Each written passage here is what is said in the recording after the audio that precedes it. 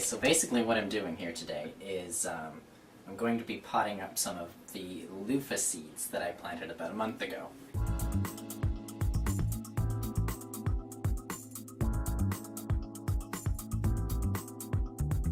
I've never grown these before. Apparently they grow in warm climates with long growing seasons, and that's what we don't have here, but I'm going to give it a try anyways. So these have been growing for about a month now, and I haven't had a chance to pot them up yet. Some of them are getting pretty big, and they need to be put in pots so they don't become pot bound by the time I put them out into the garden. So that's what I'm doing now. Basically I just want to put a little bit in the bottom here. The luffa vines are actually really cool because they grow those luffa sponges that you see in all the bath stores and you use in the shower they're like sponges basically. So I'm going to see how well I can do at growing those. Like I said, they need an extended growing season, which we don't have here in Ontario. So it'll be interesting to see how they turn out. That's basically one that I've done now. There's quite a few here to do, so I won't do them all for you, but just to show you the size and what they look like right now. And we'll follow them along throughout the year and see what they look like and how well they're coming along.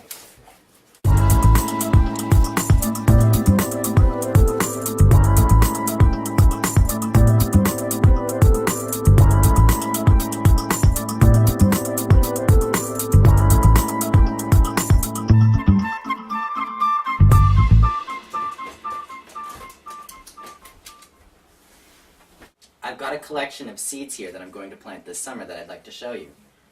One of them is Black-Eyed Susan, and it's a really great plant because it's very easy to grow, and it grows really well in our Ontario climate. The nice thing about them is they don't stop flowering all summer long, and they're perennial, so they're going to come back next year. Another one that I'm going to grow is a purple coneflower, also known as echinacea. This one is very much like the Black-Eyed Susan. It doesn't stop flowering all summer long. It's very easy to grow, and it's very hardy, and it's got beautiful purple flowers growing on the top. This one here, hollyhocks. I've never grown them before, but I've seen them in the garden, and they grow really tall, and they've got huge, beautiful blooms all the way up. And I'm going to plant them at the side of the house and see if I can cover up some of that brick wall. I'm going to give a shot at some sunflowers. I've never grown them before either, but everybody else grows them, and they seem to be pretty easy. And they're always colorful and cheerful, so we'll give those a try too. It's long and rectangular like a vegetable garden, and I'm just going to plant the flowers in rows. So I have lots and lots of the same plants, so I can go out and pick flowers when I want to make arrangements. And one of the plants that I have chosen to go in the cut flower garden is called Helichrysum. It's an everlasting. It's actually better known as straw flower. It's very easy to grow as well. It's fast growing. They're very short plants, but the nice thing about them is they have bright, colorful flowers. And when you cut them and hang them upside down to dry, they keep their color and their shape, and they last all winter long. Now that I've shown you the seeds that I'm going to grow this summer, I'm going to get to germinating some. And I'll show you how I'm going to do that right now. So what I'm using to propagate these seeds in is this really neat little thing that I bought from a company called Lee Valley, and it's a seed propagator. And the neat thing about it is it has a reservoir at the bottom for the water. This is the section here where it holds the dirt and your seeds grow in, and a little greenhouse thing on top. Now this one's nice because it's really skinny and it can fit on windowsills in your house. They do make a larger model, but it doesn't fit on my windowsill, and I just don't have the room for it. But yeah, no, whatever. So the nice thing about this is on the inside you've got all these little cells where you can put your seeds. And when the seeds are done growing and they become large, the roots fill the cells, And what you do is you just lift them up and push them out from underneath. Now that I've finished planting all of my luffa seeds in their pots, I have a spare one here, and I'll show you what I'm going to be doing with planting a new set of seeds. So the kit basically comes with a plastic top on it like this to create heat, and it's got the middle part here where you put your seeds and you fill up with dirt. You've got your reservoir here that's full of water, and this part here, and how it self-waters itself is there's a little cotton mat, and it fits through the holes like this. So what you do is you fill up the reservoir with water, and it just wicks the water up from the base underneath and keeps your seedlings nice and moist so they don't dry out and possibly don't propagate, which is a problem I have because I keep forgetting to water my seeds and they never grow. So this is a miracle for me because I am the worst with that stuff. So now I'm going to fill this up with some dirt and get my seeds started.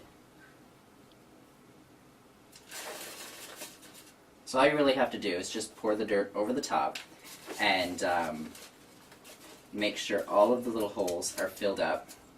Nice and tight, not too tight, but tight enough that it will be able to suck the water up from underneath to keep the seedlings moist.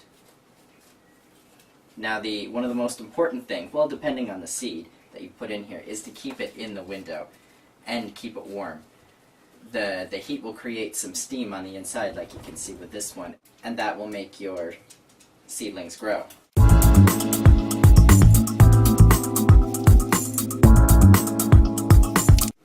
So now that I have it filled with dirt, I'm going to fill it with the seeds that I've chosen. I'm going to start my straw flower or everlasting flowers in here. They do need to be started before I put them out in the garden for the summer. So I want to get a head start. It's the second week in April now, so I should have enough time to put out little baby plants by the time it's warm enough. So now all you need to do is sprinkle the seeds into the holes and make sure that they get covered up once you're done. Just push the dirt around just a little bit to make sure that they're covered. And after all that's done, you grab your watering can and fill the reservoir. The nice thing about this is the reservoir has a little indicator on it to let you know if it's full or not. So you don't have to lift it up to check and see if the reservoir is full. You can just tell by the indicator on the side.